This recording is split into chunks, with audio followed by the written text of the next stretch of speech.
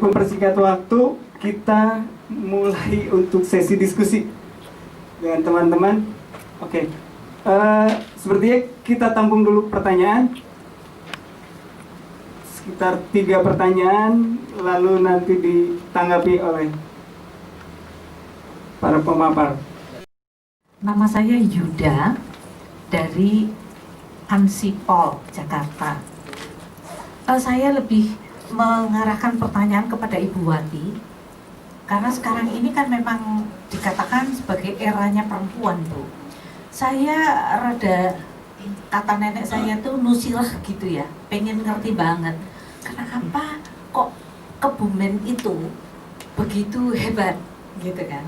Kemudian ingat, apakah ini ada kaitannya dengan eranya Bu Rustriningsih waktu jadi bupati? Hanya ingin tahu saja, Bu, karena kan Ibu mengatakan itu tadi pada mulainya 2004 kan.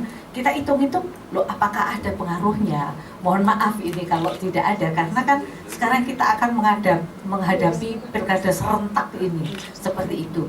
Itu nomor satu. Yang kedua adalah, sekarang ini yang kita ketengahkan, baik itu secara global ya, regional sampai di Indonesia, tuntutan kita adalah tuntutan pemenuhan HAM, khususnya perempuan dan anak, begitu. Nah, kemudian tadi sampai dengan di BPD, memang di BPD ini kebetulan organisasi saya pernah membuat penelitian di Kabupaten Bogor, walaupun sudah lama, 2006 dan 2007, 2 tahun berturut-turut, kami lihat ternyata partisipasi perempuan dalam pengambilan kebijakan di tingkat desa itu nyaris tidak ada. Jadi kalau kita perbandingkan daerah-daerah lain, itu juga hanya 0,0 sekian persen begitu. Jadi, nah ini mungkin Ibu bisa memberikan info kepada kami bagaimana dengan partisipasi perempuan di dalam pengambilan kebijakan. Karena dalam penelitian kami itu ternyata rendahnya partisipasi perempuan itu berkaitan langsung dengan rendahnya atau tidak adanya anggaran desa untuk perempuan, begitu. Jadi kalau perempuan dilibatkan itu biasanya dalam fundraising untuk bikin masjid, fundraising untuk, jadi hanya dimanfaatkan seperti itu. Kemudian juga sekarang ini yang kami sangat mohon dari daerah, apalagi yang sudah baik seperti Kebumen ini adalah adanya data terpilah itu. Jadi ini tadi ada masyarakat yang miskin dan lain-lain ini 8% untuk penanggulangan kemiskinan. Kira-kira perempuannya berapa, Bu? Sebab untuk indikator pembangunan itu kalau tidak ada berapa data terpilahnya perempuan, mungkin kami juga akan sulit mengikutinya. Untuk informasi saja, seminggu yang lalu kami di Jakarta itu ada satu kelompok begitu, kami sudah mengadvokasi Bappenas, Ibu, khususnya untuk Sustainable Development Goals, pembangunan berkelanjutan ini. Biasanya Bappenas itu hanya menentukan indikator-indikator tanpa melihat adanya kacamata gender di dalamnya.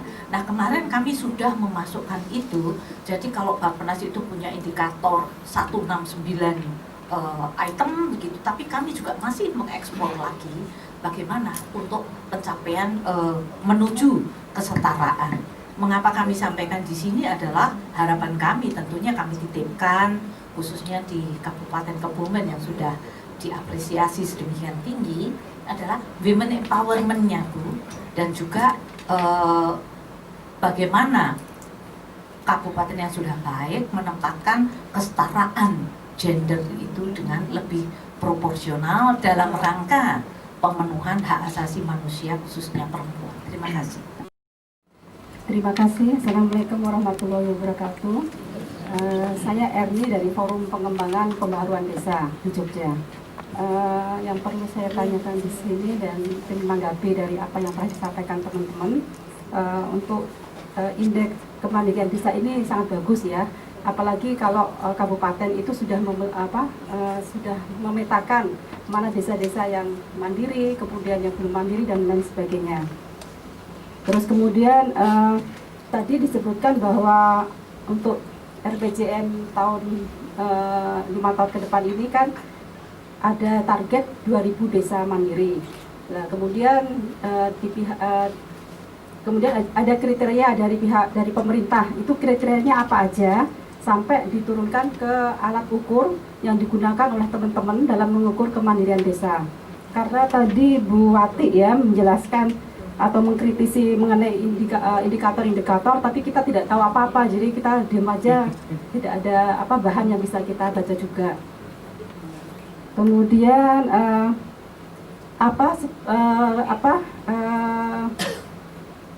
penentuan kabupaten yang digunakan untuk uji coba kemandirian desa. Karena saya tahu selama ini Kebumen itu kan memang desanya sudah bagus, beberapa desa sudah bagus, ada CSO-nya, kemudian kabupatennya terbuka. Bagaimana dengan desa-desa lain yang mungkin belum ada pendampingan dari CSO, kemudian pihak kabupaten juga belum terbuka, itu ada uji coba juga di kabupaten seperti itu. Kemudian juga dengan kabupaten di luar Jawa, tentu kan akan berbeda juga dengan indikatornya yang digunakan. Terus kemudian tadi ada ruang lingkup kelembagaan ya. Di situ disebutkan ada mengenai pemerintahan, kemudian sosial dan ekonomi.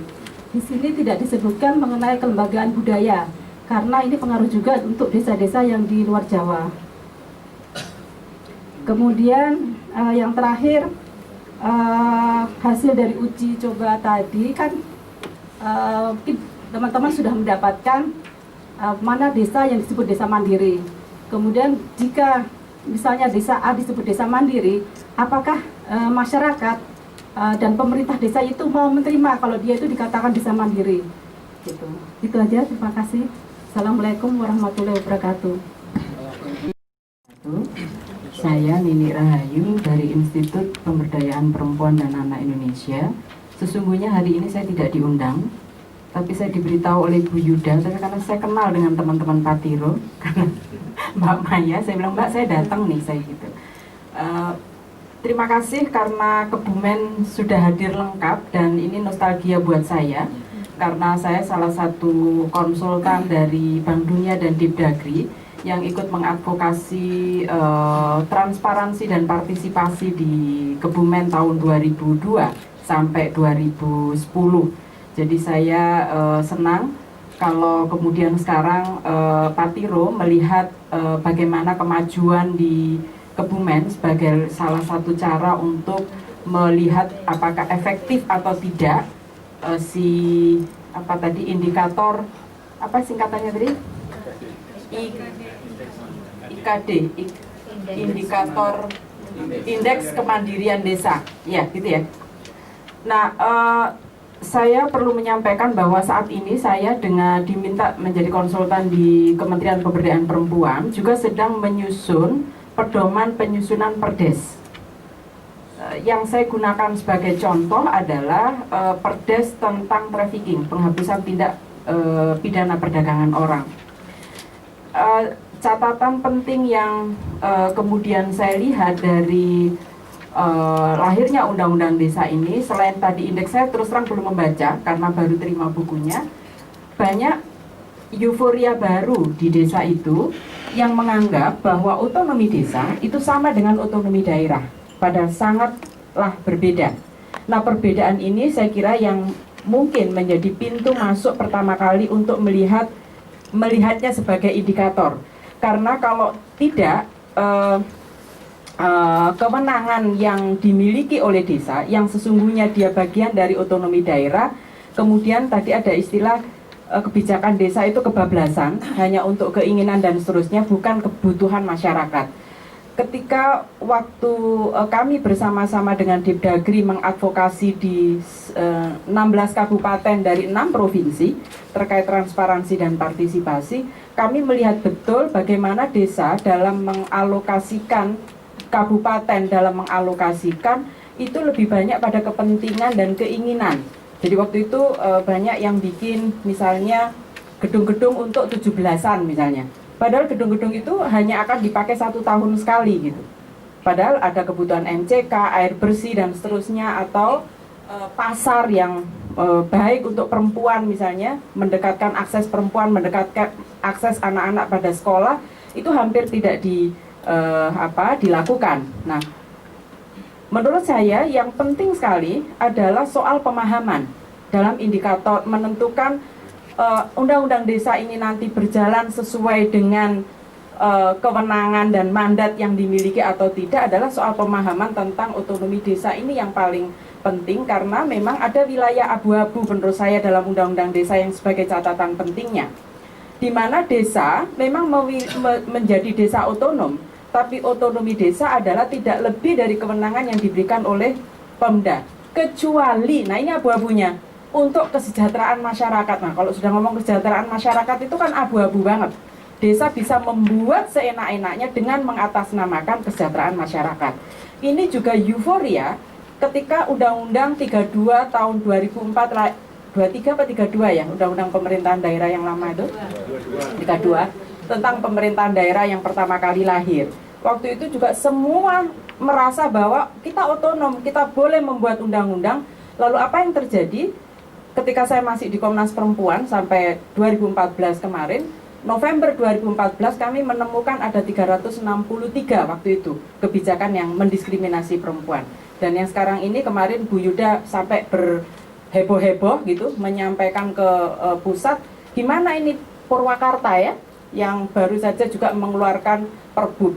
Artinya euforia ini akan juga muncul di desa kalau misalnya kesepahaman tentang keleluasaan dan kewenangan tentang pemerintahan desa boleh membuat kebijakan desa itu tidak diawali dengan bagaimana dia mengetahui dan memahami soal kewenangan ini. Dan yang terpenting adalah menjaga konstitusi dalam bingkai Negara Kesatuan Republik Indonesia. Karena ini kebetulan saya baru ikut pagi, kenapa saya nggak bisa hadir karena ikut ceramahnya Pak SBY. Salah satu kegagalan kita nanti 2030 itu antara lain adalah ketika kita tidak konsisten menjaga undang-undang dasar ini. Nah, ini kan ada desa, ada nagari, ada apalagi sebutannya juga yang menggunakan nama adat. Maka menurut saya tidak tahu persis apakah di dalam IKD ini juga diinternalisasikan soal pengetahuan dan pemahaman keleluasaan mandat ini didetailkan gitu. Dan selama ini lesson learn terbaik di Kebumen itu apa yang bisa dijadikan contoh? Tadi ada pertanyaan yang menarik dari Bu Yuda, menurut saya yang harus digarisbawahi. Apakah ini ada korelasinya dengan leadernya ketika sebuah wilayah memiliki kebijakan yang lebih progresif, lebih memenuhi kebutuhan? Menurut saya ingin bertanya, apakah ini juga menjadi salah satu indikator yang dilihat oleh kawan-kawan Patiro? Karena setahu saya, dalam kebijakan apapun, ya, kalau memiliki leader yang baik, itu akan mudah, jauh lebih mudah dibuat, ketimbang leadernya itu tidak ngerti, tidak paham, apalagi ngeyel, ya.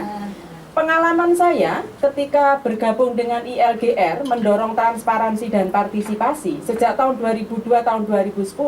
Kenapa Kabupaten Ngawi itu paling akhir menyusun perda transparansi dan partisipasi, sementara Sumatera, Solok itu jauh lebih cepat. Begitu juga Kebumen, karena punya leader yang luar biasa. Dan masyarakatnya juga kemudian menyambut baik gitu. Lalu ada peran NGO yang luar biasa. Peran triangle ini tidak bisa dilepaskan. Saya kasih contoh 2 perdes yang kami pelajari. Perdes tentang tenaga kerja Indonesia yang dikawal oleh kawan-kawan di Sukabumi. Perdes itu tidak bakal lahir seandainya tidak ada kepala desa yang mantan anggota TKI yang istrinya pernah dipersulit hidupnya di luar negeri. Jadi dia merasakan betul bagaimana istri saya dipenjara, bagaimana dan seterusnya. Lalu ketika dia pulang dan dia kemudian menjadi kepala desa, yang pertama kali dibuat pokoknya bikin kebijakan yang lebih kondusif untuk perlindungan tenaga kerja Indonesia yang mau bermigrasi. Artinya butuh leader, apakah itu tokoh pimpinan formalnya maupun NGO maupun masyarakat yang ikut bersama-sama gitu. Satu lagi adalah di Sengleh NTB. Itu yang awal bukan kepala desanya, tapi kelompok-kelompok masyarakat kecil seperti Mas Yusuf itu banyak sekali, dan dia yang terus mendorong pemerintah desa dan kabupaten untuk melahirkan perdes ini. Nah, apakah di dalam indikator ini juga dimasukkan gitu, bahwa di Kebumen gitu apakah, pertanyaan ini menarik soalnya, karena di beberapa wilayah yang saya lihat ini punya korelasi. Bagaimana kemudian Bu Rusti, saya 2-3 kali loh Bu wawancara di televisinya Kebumen, pagi-pagi subuh bahkan waktu itu dengan Pak Wakil Bupati, dengan bagaimana di Kebumen kemudian sampai melahirkan perda itu, sampai melahirkan Bu Rusti diwawancarai CNN, sampai kemudian menjadi tokoh yang diperhitungkan gitu ya di jajaran regional dan nasional, bahkan dikenal di internasional. Lalu bagaimana kemudian Bupati Solo jadi Gubernur Sumbar, lalu jadi Mendagri misalnya. Karena memang saat itu barang transparansi dan partisipasi itu tuh tabu banget, sehingga betapa sulitnya di tingkat nasional kita melahirkan undang-undang keterbukaan informasi publik. Justru baru lahir di tahun 2009 ketika program ini baru berakhir gitu. 2008 maaf. Sehingga istilah kami adalah desa mengepung kota gitu ya, karena justru kita kayak bubur panas gitu, kita makan dari pinggirnya dulu. Nah, saya lagi-lagi ingin bertanya kepada kawan-kawan Patiro, apakah leader ini menjadi juga indikator yang dilihat di dalam membuat SID ini. Nah, yang terakhir, saya sepakat dengan apa yang digarisbawahi oleh Ibu Yuda terkait dengan partisipasi perempuan dan kebutuhan spesifik perempuan. Saya mendengar, baru saja 2 hari lalu mendengar bahwa dana desa yang sekian banyak itu nanti lebih pada fokus pada yang gampang dinilai, gampang difoto, gampang dipertanggungjawabkan dan gampang disenangi, itu adalah terkait dengan infrastruktur gitu. Nah, saya sih bahagia saja, bolehlah setahun lah kalau misalnya mau begitu gitu ya. Tapi pengalaman dari Kebumen barangkali menarik, apakah berdasarkan SID ini juga bisa menemukan praktek-praktek terbaik tentang penguatan sumber daya manusia. Karena apa yang kita tanam sekarang itu 10 tahun atau 15 tahun ke depan baru terlihat. Misalnya pengetahuan sumber daya manusia terkait dengan go green ya. Karena kita tahu ya entah tanaman 1 juta pohon, 15 juta pohon, mungkin baru kita rasakan 10 tahun depan. Apakah ada dalam SID lagi-lagi juga melihat terkait pemahaman, peningkatan pemahaman masyarakat, tidak semata-mata yang terkait dengan struktur dan infrastruktur. Juga terkait dengan misalnya pendidikan, ya pendidikan terutama terutama tentang pendidikan perempuan dan anak-anak dan kelompok rentan lainnya. Karena seperti kita ketahui di beberapa wilayah, contoh kemarin di Jember itu lahir 30 bayi terkena HIV AIDS misalnya. Itu kan ada urusan kesehatan, tapi juga ada urusan pengetahuan sumber daya manusia tentang bagaimana mencegah itu tidak terjadi. Lalu juga soal kematian ibu melahirkan yang masih sangat tinggi, bahkan kita nomor 1 di ASEAN. Ini kan luar biasa, bukan turun malah naik. Kalau dulu sudah pernah 100.000 per 1.000 kelahiran, sekarang 300 lagi, balik ke seperti semula. Lalu di wilayah lain, misalnya di NTT itu stunting sangat tinggi, jadi anak-anak kuntet, nggak bisa tinggi karena kurang gizi misalnya. Itu bukan hanya soal struktur dan infrastruktur yang kurang, tapi juga soal pengetahuan. Karena dia sebesar apapun kedaulatan pangan keluarga yang dia miliki, tapi dia jual. Dia bukan untuk kebutuhan utama keluarga, punya telur tapi dijual bukan untuk kepentingan keluarga misalnya. Jadi saya ingin apakah dalam indikator ini juga melihat kemandirian desa yang 3 yang kita harapkan bisa melihat dari 3 proporsi tadi, mandiri dan seterusnya itu juga melihat soal peningkatan sumber daya manusia. Ini yang terakhir, barangkali ke kawan-kawan Patiro, saya lupa kalau saya salah mencatat, saya mohon maaf. Tadi ada kalimat begini, jangan sampai ini dijadikan template, lalu dipakai untuk mengukur wilayah lain gitu. Saya mohon maaf kalau salah. Padahal saya berharap kalau ini bisa dipakai untuk melihat Kebumen gitu, seharusnya bisa dijadikan alat untuk melihat wilayah lain. Karena kalau ini bisa dipakai sebagai instrumen evaluasi, monitoring dan evaluasi, tentu ini akan menjadi kekayaan yang luar biasa, menjadi adjustment bagi daerah. Lu sebelum bikin kebijakan, sampean harus istilahnya apa kemarin, penelitian, uji coba, harus uji coba dulu atau harus dilihat dulu gitu. Karena kalau kita tahu bahwa kalau undang-undang mewajibkan ada naskah akademik, Perda ada kewajiban naskah akademik tapi tidak diindahkan kan, dan itu boleh saja. Tapi Perdes tidak ada kewajiban, bahkan Perdes itu harus sederhana dan simple. Dan Ibu tadi menyampaikan, saya setuju, bahasanya pun nggak usah tirik-tirik gitu ya, karena tanpa bermaksud meng-underestimate, tapi memang yang mudah difahami. Nah, saya mohon maaf kalau salah. Saya kok malah mendorong kalau indikator ini diuji cobakan di Kebumen, ada baiknya juga diuji cobakan di tempat lain gitu ya. Dan kalau itu memang baik, bisa menjadi instrumen yang kemudian menjadi landasan kebijakan. Bahwa setiap daerah harus melihat dulu sebelum membuat kebijakan. Jadi mungkin kewajibannya bukan naskah akademik, tapi mengetahui tentang bagaimana kondisi dan posisi desa sebelum membuat perdes. Apa yang menjadi kebutuhan, apa yang menjadi kekurangan, dan seterusnya dan seterusnya. Karena sampai dengan saat ini Kementerian Dalam Negeri itu tidak membuat guideline secara detail tentang perdes gitu. Makasih. Belum ke teman-teman peneliti lain mungkin ini apa? Saya coba garis bawahi beberapa pertanyaan atau tanggapan yang tadi disampaikan. Pertama itu terkait dengan spesifik Kebumen, bagaimana melihat apa kebijakan-kebijakan yang muncul itu terkait dengan leadership-nya gitu. Kedua, melihat juga bagaimana kebijakan yang spesifik perempuan di Kebumen. Lalu ada pertanyaan yang terkait dengan instrumen, baik itu apa ini sebatas template atau akan dikembangkan di lokasi lain, dan juga bagaimana penentuan kriteria lokasi. Mungkin untuk teman-teman peneliti lain membahas. Silakan.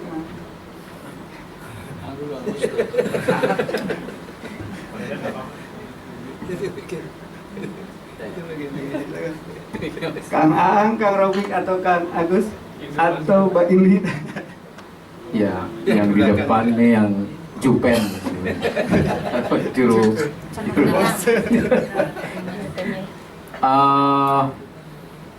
Yang pasti ketika kita bikin IKD ini perspektifnya Indonesia, Bu, gitu sebenarnya. Cuman jatuhnya ke Kebumen, yaitu banyak masalah teknis sebenarnya yang kita pertimbangkan gitu. Kita kan ingin mendapatkan hasil yang bagus, waktu yang tidak terlalu lama, dan biaya yang seefektif mungkin. Di mana itu? Yang paling real itu pasti Kebumen. Soalnya seperti itu. Ya kita juga berharap bisa, karena kalau kita lihat secara Indonesia, kita bagi secara barat dan timur, itu ini sangat beda diferensiasinya. Desa-desa di wilayah timur gitu ya, desa-desa di Jawa, ini pasti akan punya hasil yang beda. Seperti itu. Ya kita berharap ke depan bisa juga kemudian bukan studi ya, tapi dalam konteks penyempurnaan instrumen ini sebenarnya seperti itu. Kita juga sama berharap seperti itu. Kalau dari saya itu mungkin Kang Denny, dari yang lain mungkin lebih. Silakan. Untuk yang lain silakan. Terima kasih atas pertanyaan, masukan, dan saran yang disampaikan kepada kami, bahwa kami memang bersama-sama ini mencoba melakukan konsepsi tentang kemandirian desa yang diturunkan dari tujuan dari pembangunan yang ada di Undang-Undang Desa itu. Nah, sebenarnya dari proses FGD yang kita lakukan, kita melakukan FGD 2 kali. Pertama di level elit kami menyebutnya, di mana di situ ada pemerintahan desa, mulai dari kepala desa, BPD, lalu kader, ketua posyandu, ketua PAUD dan lain sebagainya, kelompok elit lah. Yang kedua, kami juga melakukan FGD dengan hal yang sama pada kelompok-kelompok yang kami tentukan, mulai dari kader posyandu, terus ibu yang ada di sana, terus kelompok-kelompok lainnya itu terlibat di FGD kedua. Kenapa kami pisah? Karena ingin mendapatkan perspektif lain. Karena biasanya kalau masyarakat ada dengan kepala desa, maka agak ewuh pak ewuh tuh. Ada kepala desa, ya mangga Bapak selesai. Maka kami pisahkan FGD-nya. Jadi ada FGD 1 itu level elit, kami menyebutnya penyebutan. Lalu yang kedua bersama masyarakat yang memang itu penerima manfaat dari penyelenggaraan di desa. Nah, berkaitan tadi dengan Kebumen, ini bagian karena sebenarnya ini kan dalam rangka mencoba penerapan instrumen ini apakah sudah relatif familiar dengan kondisi di desa, walaupun tadi masih menemukan kita bahasa-bahasa yang kayak itu, ini juga menjadi bahan masukan. Maka kita ambil di Sukabumi, satu desa, ini juga merupakan dampingan dari teman-teman AK3. Ternyata di sana kami juga masih menemukan instrumen ini perlu diperbaharui dan direvisi. Kami dengan sigap itu juga direvisi. Lalu kami coba menerapkan ini di Kebumen, karena kami menilai Kebumen ini relatif siap, baik itu dari sisi pemerintahannya dan juga masyarakatnya. Dan dalam uji coba yang kami ambil dari 10 desa itu, seperti yang disampaikan Mbak Indi, 5 desa memang didampingi formasi, 5 desa lagi tidak didampingi formasi. Nah, kami juga belum melihat apakah desa yang didampingi CSO dan desa yang tidak didampingi CSO nilainya kayak bagaimana nih. Belum dapat. Artinya ada PR besar memang yang disampaikan oleh Mas Yusuf, bahwa urusan desa ini urusan kita semua, perhatian kita semua gitu. Itu saja sih kenapa Kebumen kita ambil. Tentu saja dari pembelajaran-pembelajaran yang kami dapati di Sukabumi dan Kebumen akan kami revisi lagi instrumen ini sehingga bisa diuji cobakan lagi di daerah Jawa Timur, luar Jawa, ya daerah Papua sana gitu. Kami juga nggak kebayang kalau ini diterapkan di Papua kayak gimana gitu kan. Ya, sementara uji coba instrumennya dulu biar kita kaya bahwa ini bisa ini, bahwa ini bukan hasil, bahwa ini loh hasilnya seperti ini, tidak. Ini rangka uji coba instrumen kita, bagaimana kita bisa melihat keinginan harapan besar undang-undang desa mendorong desa mandiri.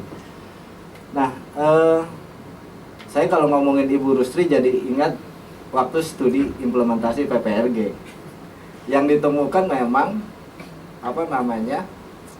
yaitu leader PPRG berhasil di Jawa Tengah karena memang Bu Rusli cukup sigap. Jadi semua Pokja PUG kalau nggak hadir ditelepon sama Bu Rusli. Saya nggak tahu kalau dalam konteks Kebumen untuk dalam hal ini, karena memang kita tidak memasukkan ini, tidak melakukan studi lebih detail tentang itu. Ya. Kalau dalam konteks studi PPRG kami menilai bahwa komitmen leader itu menjadi bagian terpenting dari sebuah perubahan yang terjadi. Nah, tadi terkait kelembagaan budaya dan lain sebagainya, kami memang belum melihat ke arah sana dalam konteks kelembagaan budaya, tapi dalam konteks bahwa di kelembagaan sosial ada nilai yang dibangun, nilai, karena di desa tuh ternyata ada beberapa adat yang memang seringkali dilestarikan gitu. Bukan seringkali, setiap tahunnya dibudayakan. Karena di Kebumen kan banyak setiap tahunnya itu, dan itu juga terus dipelihara budaya-budaya itu. Nah, kalau kita memang sudah analisis, mungkin potret itu akan ketemu, Mbak. Potret apa? Lokal wisdomnya di daerah itu juga akan ketemu. Memang tidak spesifik membicarakan tentang kelembagaan budaya. Nah, banyak sekali pembelajaran-pembelajaran yang kita dapat, mulai dari instrumen yang tadi dikatakan oleh para penanggap ini yang perlu kita perbaiki, dan juga bagaimana proses temuan yang harus kita proses potret yang terjadi yang di Kebumen itu. Karena dari 3 dimensi, kendati pun kami melihat bahwa ini cukup bagus, tapi apakah 3 kelembagaan ini cukup beririsan mendorong desa itu mandiri?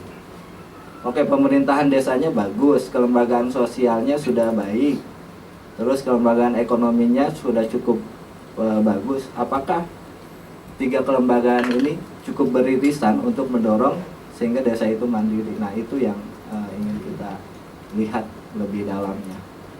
Mungkin yang lain bisa menambahkan. Karena ini disusun bareng ya, ada tadi yang sudah disebutkan Mbak Indi, ada Yapika, ada Patiro, ada IK3. Maka ketika menyusun 3 dimensi ini pun saling berkontribusi. Yapika selama ini sudah melakukan pengukuran terhadap kesehatan masyarakat sipil misalnya. Ya, kita minta untuk berkontribusi di situ. Tapi karena yang diukur ini bukan LSM, harus diturunkan, ditransfer ke desa, kelembagaan sosial di desa seperti apa gitu kan. Maka dari berapa Mbak India? Awalnya ada sekian indikator yang puluhan itu, kemudian kita potong yang mungkin saja apa di desa gitu kan. Akhirnya kemudian kita kurangi sehingga menjadi sederhana. Nah, yang kedua adalah awalnya kita menyusun indikator itu sangat banyak gitu. Kemudian waktu direview penyusunan indikator, ditanyakan sama previewnya, coba bedakan mana faktor, mana indikator. Nah, dari situ kemudian terpilah, oh ini ini benar-benar indikator nih yang menandakan kondisi kemandirian. Oh, ini faktor yang menyebabkan kemandirian, sehingga beberapa hal kita sepakati, kita keluarkan dari indikator menjadi faktor. Nah, soal leader misalnya gitu, kalau kita tempatkan sebagai indikator, nanti kalau misalnya sekarang kepala desanya bagus, besok ganti nggak bagus, nanti naik turun Bu. Sekarang mandiri, besok tidak mandiri gitu kan. Nah, padahal kan kemandirian ini kan kerja bareng istilahnya, output bareng dari bekerjanya kelembagaan sosial, bekerjanya pemerintahan desa, dan bekerjanya kelembagaan ekonomi. Nah, itu yang kemudian kita coba untuk kita fokus di kondisi, di indikator. Nah, yang ketiga yang ingin kita sampaikan adalah memang indikator yang detailnya belum kita buka karena ini kalau di film itu edisi trial gitu kan. Nanti akan kita sampaikan edisi berikutnya yang memang kita akan buka semuanya gitu. Jadi sekedar bocoran gitu. Biar tertarik dulu. Sekedar bocoran itu kita menggunakan model kuantifikasi kualitatif. Jadi kalau misalnya dalam penyusunan RPJM, apakah dia sudah mampu? Dia memang pemerintahan desa pertama kita tanyakan apakah dia punya RPJM? Punya. Nah, ketika dia menyusun, apakah dia lakukan sendiri bersama masyarakat? Kalau secara partisipatif, secara transparan. Nah, kalau itu terjadi sudah mandiri. Tapi kalau iya dia punya, tapi kemudian yang nyusun kan ini kasih PMD misalnya, kasih PMD di kecamatan misalnya. Nah, itu beda lagi gitu kan. Nah, kalau kemudian di RPJM-nya dia sudah mencantumkan ada program yang dikerjasamakan dengan desa lain di kawasan. Nah, dia sudah interdependen gitu kan. Nah, sehingga dari kondisi-kondisi itu kemudian kita kuantifikasi skor 1, skor 2, skor 3. 3 ini yang sudah interdependensi. Ini edisi trialnya. Nah, kita yang memang perlu mendapatkan masukan sebenarnya adalah apakah ketiga kelembagaan tadi, ekonomi, sosial, dan pemerintahan itu itu bobotnya sama atau berbeda-beda. Jadi ini yang saya kira membutuhkan masukan sangat serius, bukannya dari kita saja tapi dari pemerintahan. Mas Gema, ini ada peneliti dari Semeru yang dulu kerja di Bappenas, cukup dekat dengan persoalan-persoalan ini gitu kan, pernah bercerita bersharing dengan kita juga soal itu gitu kan. Tapi yang jelas tadi waktu kita mau mengakhiri sesi 1 tadi, Mas dari Kemendes apa? Maizir, deket-deket dengan Maherzian gitu kan. Nah dia bilang nanti segera kirimkan itu soal indeks ini, karena kementerian akan menyusun sebuah prioritas untuk pengalokasian dana desa itu, bukan saja seperti sekarang, tapi memang ada baseline. Oh ini desa mandiri, maka prioritasnya adalah membuat ini. Desa yang belum mandiri, prioritasnya adalah ini. Desa yang sudah lebih mandiri gitu, sudah interdependen, prioritasnya adalah ini, sehingga akan lebih tertata ini pengelolaan penggunaan dana desa kita. Nah, saya kira itu sekali lagi bahwa ini adalah trial, jadi belum clear bener. Nggak nyampe 1 bulan mestinya ya, harus segera selesai dan kemudian kita sebarkan lagi. Karena mohon maaf teman-teman yang minta presentasi belum bisa diberikan karena ini masih draft dan harus ini. Terima kasih, Buko Mas Yusuf. Udah sama Ibu Lili nggak ada ya?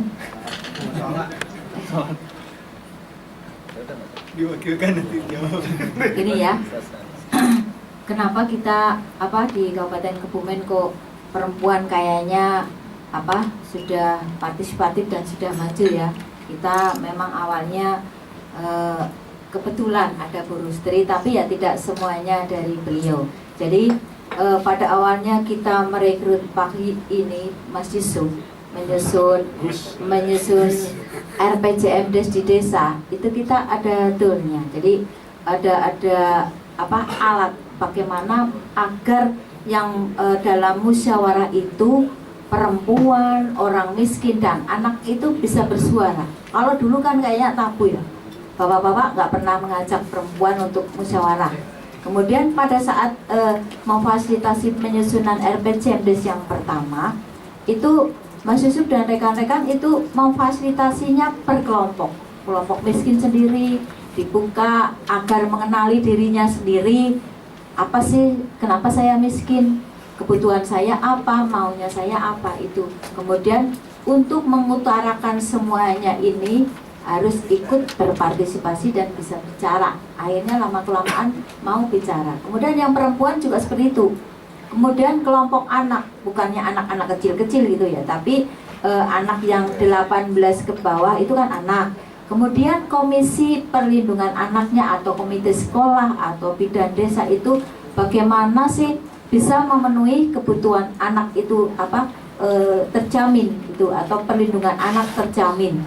Yaitu dari itu kemudian digali masalahnya anak di desa ini sebetulnya apa. Kemudian kita juga ada desa layak anak, di situ juga ada satu RT ramah anak, di situ juga ada. Jadi itu kemudian kita membuat panduan perencanaan pembangunan desa partisipatif, yang itu terus laris manis ya. Jadi itu terus laris manis Mas Yusuf ya. Nah itu di situ di awal, di latar belakang dan di situ disampaikan bahwa dalam penyusunan perencanaan pembangunan itu harus berbasis 3 ini: warga miskin, gender, dan anak. Itu sudah tertuang di buku panduan yang waktu itu saya sampai sama kabupaten lain juga sama tim dari nasional. Buku panduan kok ditaati. Semua desa menyusun RPJMdes hanya buku panduan, tidak ada formalitas, segi formalitas legal formalnya nggak ada. buku panduan kita buat bersama, didanai NGO Plan Internasional Indonesia, yang menyarankan bahwa kalau di situ memberikan pelindungan terhadap anak, maka kami akan mendanai. Jadi itu tapi terus kemudian itu menjadi memang niat kita bahwa kemiskinan, kemudian keadilan dan kesetaraan gender dan perlindungan anak itu menjadi perencanaan kita. Jadi perencanaan kita harus berbasis 3 aspek itu. Jadi sudah di buku panduan sudah diulas apa sih itu keadilan dan kesetaraan gender, apa sih itu warga miskin, kemudian anak. Di situ sudah dikupas, kemudian kita cara menggali masalah, cara di situ di buku panduan itu ada 3 buku. Yang pertama penyusunan RPJMDes, buku kedua penyusunan RKP, kemudian yang ketiga buku panduan memfasilitasi bagaimana masyarakat bisa memfasilitasi kelompok miskin, itu ada caranya di situ. Bagaimana masyarakat bisa memfasilitasi pada kelompok perempuan agar bisa bersuara. Kemudian di buku panduan itu disyaratkan dalam setiap musyawarah di dusun minimal 30% adalah perempuan. Jadi itu sudah disyaratkan di situ memang. Jadi makanya perempuan. Kemudian kebetulan lagi bupatinya perempuan. Kebetulan lagi kepala Bapernadesnya perempuan. Kebetulan lagi saya yang selaku pelaksananya perempuan. Jadi pasti saya akan berusaha meningkatkan perempuan. Jadi dalam kegiatan program-program tim penggerak PKK kami masuk. Jadi sekarang namanya perempuan tidak boleh hanya masak momong. Kita harus bisa mempunyai penghasilan sendiri. Caranya gampang. Lihat internet, bikin kerudung bagaimana, terus sudah jadi, terus kemudian bikin apa aksesoris semuanya ada, itu kita latihkan. Kemudian seperti itu. Kemudian juga ini di kebijakan-kebijakan kita ya itu sudah berbasis perempuan warga miskin. Di Perbup ADD juga seperti itu. Kemudian kemarin di Perbup yang terbaru penyusunan RPJMDes dan RKPDes juga sudah ada persyaratannya. Tim 30%-nya adalah perempuan. Kemudian tim pelaksana pembangunan juga harus melihat unsur perempuan, mempertimbangkan. Jadi semua memang sudah kita syaratkan. Kemudian agar suatu rumah tangga itu bisa tidak hanya minta hanya pada laki-laki, kan itu zaman sekarang kan tidak cukup. Maka kita perempuan semuanya harus bisa mandiri, harus bisa mempunyai penghasilan sendiri sambil setelah dan saya selalu menekankan di situ tanpa meninggalkan kodrat kita sebagai perempuan. Jadi semuanya ada, kita semua tuangkan dalam buku panduan bahwa dalam perencanaan pembangunan di desa apapun atau di Perbup kita selalu di situ berbasis perempuan, kesetaraan dan keadilan gender, kemudian berbasis perlindungan anak dan warga miskin, itu sudah. Kemudian untuk data pilah gender apakah ada, yaitu kita sudah mencantumkan semua data ada laki perempuan, tapi kita kalau menjumlah ya belum ya, jadi nggak ada kesempatan. Jadi seperti itu. Kemudian pada saat kita menyusun Renja atau RKA itu sudah dilampiri perhitungan analisis gender, gitu juga dilampiri seperti itu. Kemudian itu kenapa kok perempuan di Kebumen, ya kebetulan bupatinya perempuan, kepala Bapernadesnya perempuan, kemudian saya yang melaksanakan perempuan. Kemudian mestinya saya dalam membuat kebijakan atau membuat buku panduan akan memberdayakan perempuan. Jadi seperti itu. Kemudian sekarang kalau dilihat di Musrenbangdes tidak 30% lagi yang hadir, bahkan kadang 50 lebih, karena sudah punya keinginan bahwa kebutuhan perempuan dalam mengusulkan kegiatan itu tidak ego untuk kegiatan perempuan, tidak, tapi untuk perlindungan anak. Saya sampaikan seperti anak adalah anaknya siapa, kan anaknya bapak. Jadi itu juga mesti digulkan. Jadi ngotot sekarang ibu-ibu kalau Musrenbangdes harus, ini anaknya anak siapa ya, anak kita bersama, mestinya ini harus kita utamakan, seperti itu. Kemudian juga kami merencanakan ibu-ibu di Muslimin, kami merencanakan kegiatan keterampilan, misalnya menjahit. Itu juga tidak, ibu-ibu, laki-laki yang nganggur juga boleh. Ini juga demi apa? Kan juga demi keluarga kita. Terus kemudian setelah ada kelompok-kelompok seperti itu, kewajiban kita yang di atas membina, memberikan peningkatan seperti itu. Kemudian untuk yang ini dengan Bu Yuda sama nggih, kemudian ini untuk yang kewenangan desa. Kewenangan desa itu kan kita sudah tidak seperti otonomi daerah seperti dulu nggih. Kita sudah memberikan pemahaman kepada desa bahwa desa sekarang mempunyai kewenangan berdasarkan hak asal usul, adat istiadat, sosial budaya, semuanya galilah sebanyak-banyaknya, bahkan kembangkan menjadi ikonnya desa. Sudah kita arahkan ke sana. Kemudian juga kewenangan berdasarkan skala desa yang diberikan pemerintah itu sudah kita sosialisasikan dan sudah kita wujudkan dalam peraturan bupati. Kemudian desa sekarang sudah sedang tarapnya menyusun perdes itu, perdes kewenangan desa sudah. Kemudian dalam materi kami melatih penyusunan RPJMDes juga ini ada menjaga kesatuan negara NKRI, itu juga ada.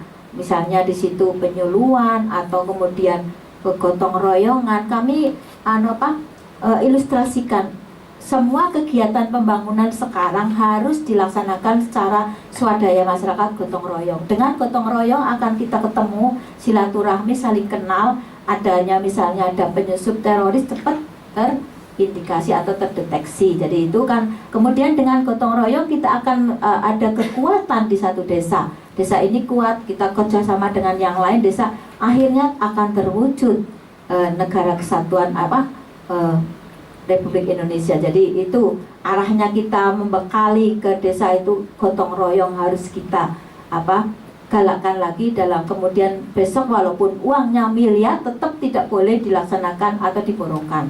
Jadi harus dilaksanakan secara swadaya gotong royong seperti itu. Kemudian untuk yang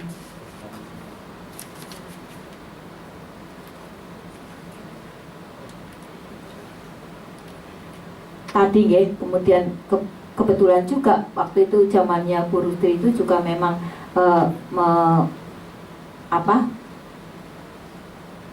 menyetujui bahwa perda itu dibikin. Kemudian dengan adanya perda itu kita semua SKPD terbuka, apapun kita beberkan. Kemudian ada juga namanya suatu lembaga presenter.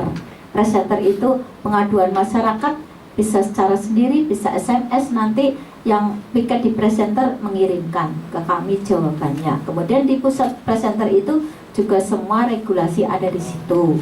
Jadi itu kenapa kemudian Kebumen itu bisa terbuka, ya memang awalnya kita ya memang sulit sekali akan menerbitkan itu. Kemudian begitu sebetulnya undang-undang KIP itu sudah ada draftnya dari dulu. Kita juga mengacu ke situ perdanya, tapi tidak lahir-lahir, cuma angan-angan. Kita lahirkan dulu, tidak ada induknya, kita lahir telur, nggak apa-apa anaknya. Yang penting sekarang begitu undang-undang KIP lahir, kita tidak ada yang bertentangan, tinggal penyesuaian. Tapi sampai sekarang belum, nggak pada ini leadernya siapa seperti itu. Jadi pada buang-buangan, harus disesuaikan regulasi dasar hukumnya saja, tapi kedalamannya itu sudah sesuai lah dengan undang-undang KIP. Mungkin seperti itu jawaban kami. Terima kasih. Mas nambahin? Ya, saya nambahin sedikit aja, Mbak. Ini ya Mbak Yuda. Ya, untuk faktor Bu Rustri, iya, harus diakui, iya. Tapi kalau kita lengah bubar, gitu kan? Itu jadi artinya apa? Ya dua arah harus dilakukan, gitu. Untuk mengawal Bu Rustri itu penting malah. Itu yang malah lebih penting. Karena kalau tidak dikawal, AGD tidak terlaksana di Kebumen itu. Dan itu indikasinya sudah banyak. Jadi iya, Dan kita maklum lah yang namanya pejabat politik kan harus cari citra politik gitu. Itu wajib gitu. Itu aja. Jadi komentar tentang untuk perspektif ya, sekarang untuk perspektif di Kebumen saya kira proses pembelajaran di desa sejak 2002, 2005 kemudian sampai sekarang saya kira di Kebumen itu kalau ngomong alokasi sekarang itu bisa terdeteksi di masing-masing desa itu. Kalau kita ingin melihat berapa sih anggaran untuk kemiskinan di desa itu, kita bisa melihat secara spesifik. Tahun kemarin evaluasinya terendah desa-desa itu 25% dari total belanja desa. Artinya apa? Artinya perspektif untuk pembangunan di desa sekarang, yang sekarang itu sudah tidak lagi perspektifnya fisik, sudah tidak lagi menjadi pembahasan serius gitu loh di Kebumen itu. Jadi kalau sudah musrenbang itu urusan ibu-ibu, urusan anak itu sudah menjadi perspektif semua peserta musren. Sudah saya katakan meskipun masih untuk tahap sekarang ini untuk ADD, untuk DD itu masih mungkin secara infrastruktur dasar itu masih lebih besar karena memang di daerah-daerah utara itu aksesibilitas menjadi prioritas gitu. Justru itu yang penting. Tapi untuk penguatan kapasitas kelompok perempuan, kelompok aparatur pemerintah desa itu sudah tidak tabu ya. Artinya di anggaran desa itu sudah menjadi prioritas tersendiri. Jadi kalau kita sekarang melihat berapa sih APB desa tahun 2000 ini desa X itu untuk kemiskinan, untuk kelompok perempuan dan lain sebagainya. Terus yang kedua, kita juga mendorong Bu, sekarang itu di Kebumen itu setiap kecamatan itu ada satu desa untuk piloting desa yang punya perspektif gender. Jadi untuk data pilah, kalau untuk data pilah itu di desa yang SID itu gampang. Jadi mau nyari anak yang putus sekolah perempuan usia sekian-sekian, itu sudah klik langsung ketemu di desa. Iya, untuk SID itu. Untuk di apa? Ya kalau kita duda di ini usia ini karena cerai ditinggal mati itu gampang banget lah. Jadi artinya data pilah di desa sudah siap, sudah kita siapkan untuk data pilah karena kita mulai sejak awal mengatakan penyebab anak putus sekolah di daerah pegunungan di utara Kebumen itu antara laki-laki dan perempuan berbeda, sangat berbeda gitu. Itu jadi apa ya? Cuma kadang-kadang untuk mempelajari desa memang harus terus dikawal, terus diteliti. Hal-hal sederhana soal daftar hadir, yang pilah gender, ini sudah banyak desa sudah menyatu lah ya. Di Kebumen itu lebih ratusan ya. Tapi masih ada saja yang nyontoh di dinasnya Bupati, karena dinasnya Bupati juga jarang diberi data pilah gitu. Jadi kadang-kadang desa itu masih nyontoh walau Bapak Mades saja nggak pernah ada datanya LP-nya gitu kan. Hal-hal sederhana itu memang harus kita biasakan. Sehingga ya untung artinya sekarang itu semua tim apapun di desa itu keterlibatan perempuan menjadi prasyarat utama. Keterlibatan perempuan, kelompok miskin itu menjadi prasyarat di dalam setiap regulasi gitu. Semua tim penyusun APB desa ya harus ada unsur masyarakat dari kelompok perempuan atau kelompok miskin. Tim RPJM desa ya harus ada unsur perempuan, harus ada kelompok miskin. Ini memang masih kalau kita katakan ini pemaksaan, ya inilah bentuk afirmasi. Ini bentuk afirmasi yang harus kita lakukan. Kalau tidak seperti itu lupa lagi, daerah itu lupa lagi.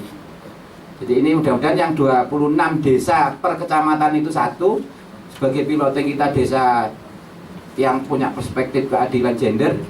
Itu memang cuma persoalannya memang berat Bu Nini karena lintas sektornya kadang-kadang jalannya larinya sendiri-sendiri. Gitu kan, kita sudah. Tapi paling tidak di kita sudah terbangun forum data gender itu sudah terbangun Pak. Itu mungkin yang jadi tidak bisa berkomentar banyak. Ya inilah ya karena Bu Rustri itu terkenalnya bukan karena apa-apa sebenarnya ini. Karena nggadekan SK untuk rehab SD itu aja. Kalau usaha perda partisipasi ya berdarah-darah semua lah. Berdarah-darah semua. Itu. Saya kira itu. Tambahan saya, terima kasih. Ya, terima kasih untuk para pemaparan dan teman-teman peneliti yang lain. Mohon maaf sebelumnya, sebenarnya sepertinya masih banyak yang ingin didiskusikan, tapi terkait ke waktu juga gitu. kira-kira Ibu harus ibu yang harus pamit duluan gitu. Bapak juga. Saya juga sama. Malah ini yang kurang. Saya enggak sih. Jadi mungkin kita cukupkan saja dulu diskusi sementara kita ini. Saya tidak akan mengambil kesimpulan dari kegiatan ini. Mungkin yang jadi kita ingat semua bahwa ini jadi renungan kita bersama, jadi PR kita bersama bagaimana kita melihat desa dan menyongsong adanya undang-undang desa. Terima kasih kepada para pemaparan Kang Aang, Institut dan Bawati, dan teman-teman semua. Akhirul kalam saya ucapkan Assalamualaikum warahmatullahi wabarakatuh.